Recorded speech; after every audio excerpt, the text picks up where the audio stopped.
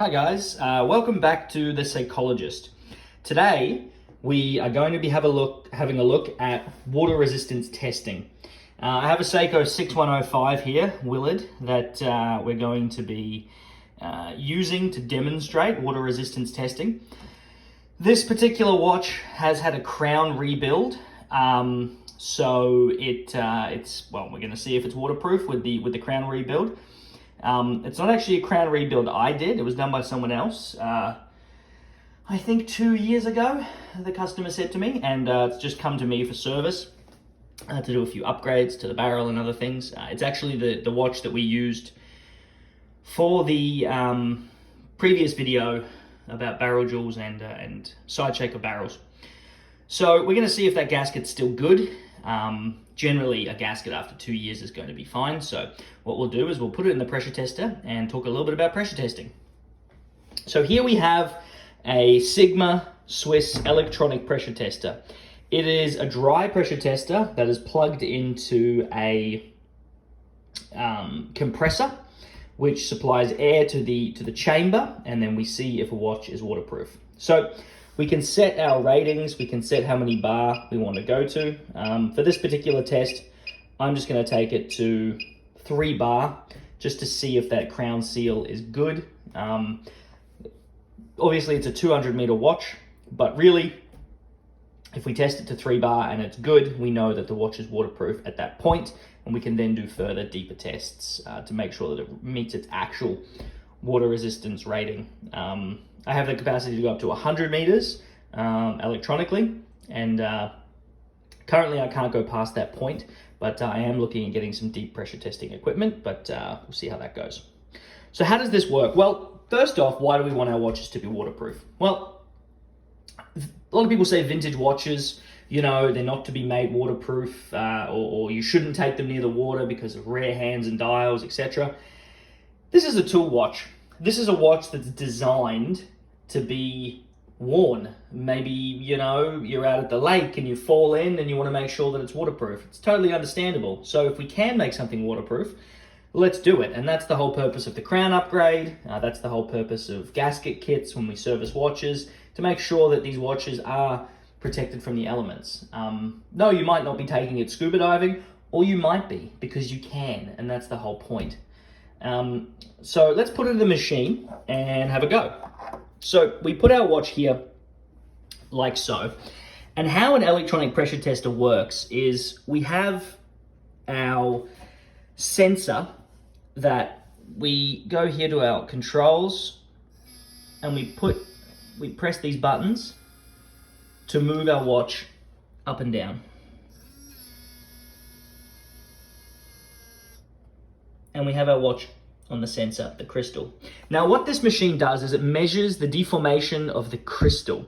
So it pumps air into the chamber, and if there's a leak, if that crystal deforms and moves, we know that there is air getting into the watch, and that means there is a leak. Now we can do pressure and vacuum tests with this machine. So we've got our settings set. We've got 50-second timing. We've got our 3 bar, and let's go ahead and close her up. And once we close the machine and lock, our test will start, and we'll hear our compressor kick in.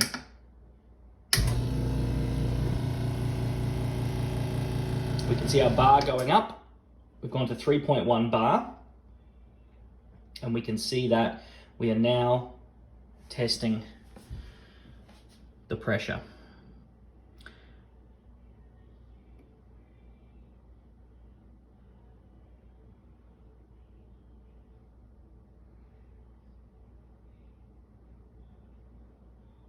See, it's doing our test. It has to stabilize, has to let that air in.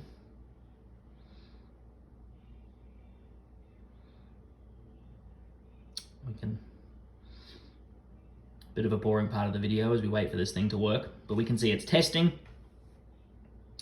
Don't ask me what the strain monitor does, because to be honest, I don't really know. It has something to do with the deformation, but really all we need to know is whether the watch passes or fails. That's the important part.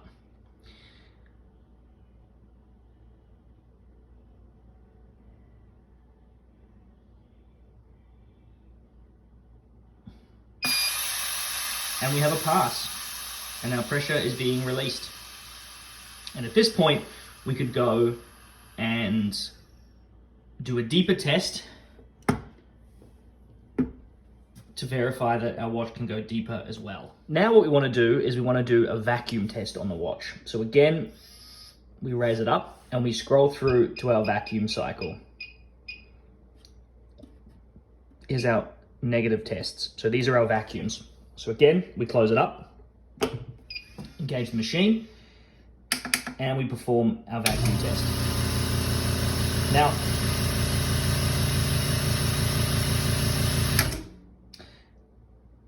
a pressure test puts pressure on the watch. A vacuum test basically pulls the case apart. Now, it's important to do both tests because we need to know that going down and coming up in the water, that the watch is waterproof. So a vacuum test is actually almost more important because it's more of those day-to-day activities that we need the vacuum test for. So it's very important to do a vacuum and a pressure test to make sure that the watch is waterproof. So if you do wet testing, you have to do two separate tests with two different machines. You can do a vacuum test and a pressure test. But with a dry tester, electronic dry tester like this, we can do a vacuum and a pressure test with the same machine. We have to go through different cycles, but yeah, we can do both tests. And we have a pass. So now that we have a pass, we have a waterproof Seiko 6105. Now, if you've got an old one and we don't do the crown rebuild, then it's not going to be waterproof. I can absolutely guarantee that. The test will fail because those gaskets get so hard and brittle, specifically in the crown, and it really does need to be done to make sure that they're waterproof. So I hope that gives you guys some insight into waterproof testing, why we do it, how we do it, and what purpose it serves, and if you want to have a waterproof watch, why we need to do it. Yeah, so hope you guys enjoyed that video. If you did, please like and subscribe my YouTube channel. Check out my Instagram, and you can contact me through my website. Thanks, guys. Bye.